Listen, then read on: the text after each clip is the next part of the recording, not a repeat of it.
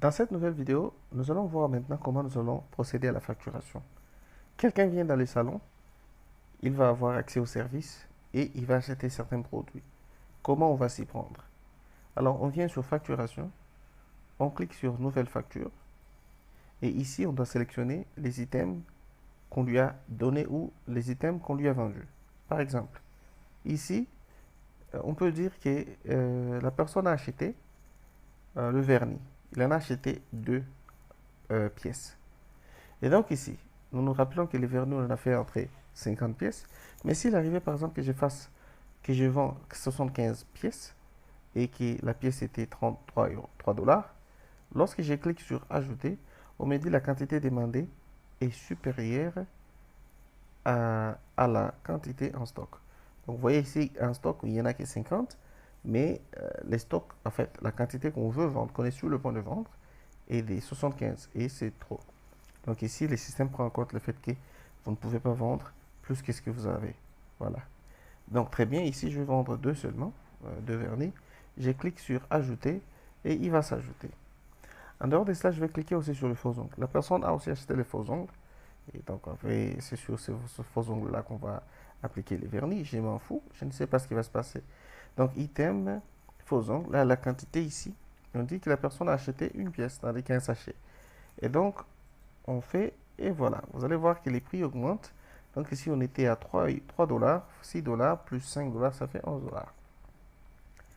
Et la même personne a acheté le plan de Cabello, mais elle en a acheté, comment on appelle ça, elle en a acheté, comment on appelle ça, une pièce pour elle-même et une autre pièce qu'elle va ramener à la maison. Donc on peut dire qu'elle a acheté deux pièces.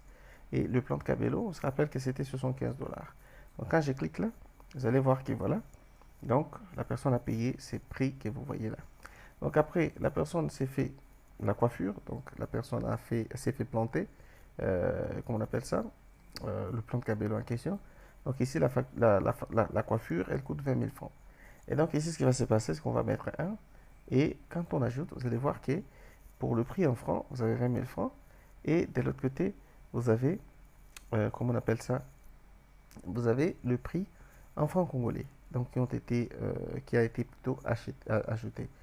Donc en dehors de cela, vous avez la pédicure. La personne, après avoir acheté des faux ongles, après avoir acheté des vernis, la personne a demandé un service de pédicure. Et donc ici, vous allez dire une, parce que c'était une seule personne à qui on a fait la pédicure. Donc voilà. Lorsque je clique, vous avez ici, comment on appelle ça? Vous avez cette facture qui s'ajoute, donc pédicure. Très bien. Donc après, ce que vous allez faire, c'est que vous allez devoir cliquer sur valider. Quand vous cliquez sur valider, c'est pour finaliser avec la facturation. Donc pour cette facture, vous allez clore. Donc quand vous cliquez sur valider, une fois, on va vous demander de saisir le montant perçu en dollars et en francs. Ça veut dire qu'ici, puisque vous avez des prix qui sont en dollars et des prix qui sont en francs, on va vous demander de préciser combien vous avez perçu à la main en dollars et combien vous avez perçu en francs. Et donc c'est ce qu'on va faire par exemple. Si on a perçu 161 dollars et en francs on a perçu 30 000 francs. Voilà. Donc, il faut préciser ça pour que les choses soient faciles pour vous. Donc ça va aussi rentrer dans les systèmes comme ça. Très bien. Donc après je vais valider. Après avoir validé, il va enregistrer les données, il va vouloir générer une facture. Donc je peux appeler ça, comme on appelle ça, reçu de vente, par exemple. Reçu de vente et j'enregistre. Dès que c'est enregistré, il vide les données très bien. Et donc ici, c'est tout simplement parce que l'imprimante n'est pas connectée, sinon il aurait directement imprimé avec une imprimante thermique. Très bien.